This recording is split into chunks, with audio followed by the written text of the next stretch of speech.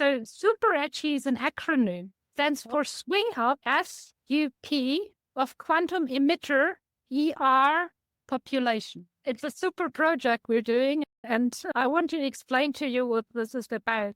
So let me first set the background. The idea is we want to do quantum communication, but instead of communicating like via the telephone wire or by the optical fiber, we want to use quantum light now. So quantum light is a single photon that basically is the smallest portion of light. Now all these properties which I talked about, which are now relevant, they come into that. They now we're gonna want to harness them. We want to make use of them. And why do we want to use that? If we do that, we have a secure communication. So if we're talking and it would be a secure line and someone would tap in and listen to our very private conversation, we would not see that person, but we would know we would have been listened to. And remember all these movies, which are like, you've seen Enigma, which was like all about secure communication. We now understand how important secure communication is. And the quantum communication is one idea how to make communication super secure, like from the fundamental ideas of physics secure. It is a different way of security. So cryptography, I give you a key. Someone could still and decrypt our messages. This is what happened a lot of time. Now, the secure way how to distribute it, on which way it goes, you can copy a regular key. That's easy.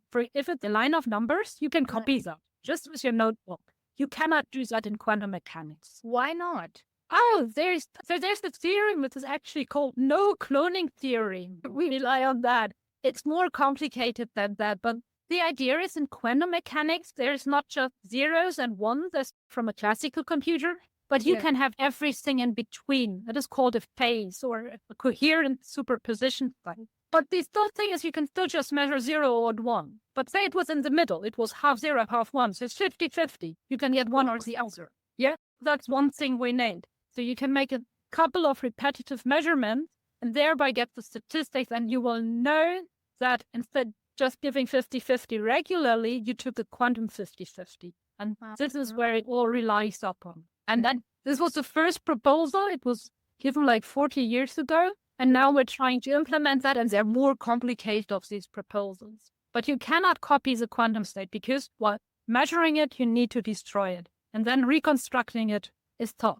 You have the key, I have the key, but nobody has copied it. What you're working on is more about securing the communication. Oh, this is so cool. That's why it is super quantum. Oh, that's not why it's super quantum. We need these single photons, these little bits of light to go there. That's a requirement to make all this happen, which I just told you about. Correct.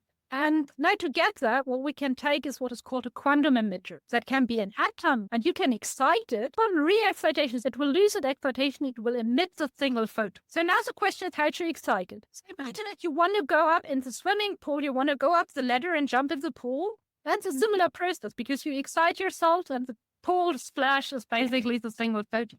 You would take a ladder to go up, yes? Yes. And the ladder should be probably the same size as the tower, yes? Yes.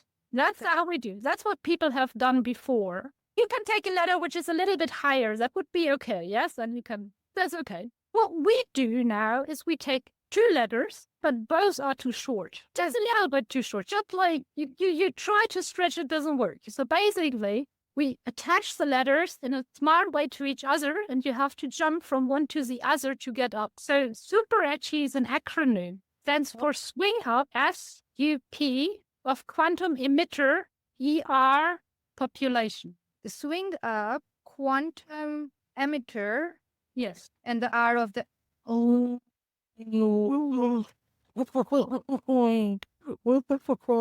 this is so cool. Oh, okay. Okay. This is cool. Okay, now I will understand all the jokes moving forward. Thank you. So we just published that 2 years ago. It's 2.5 now.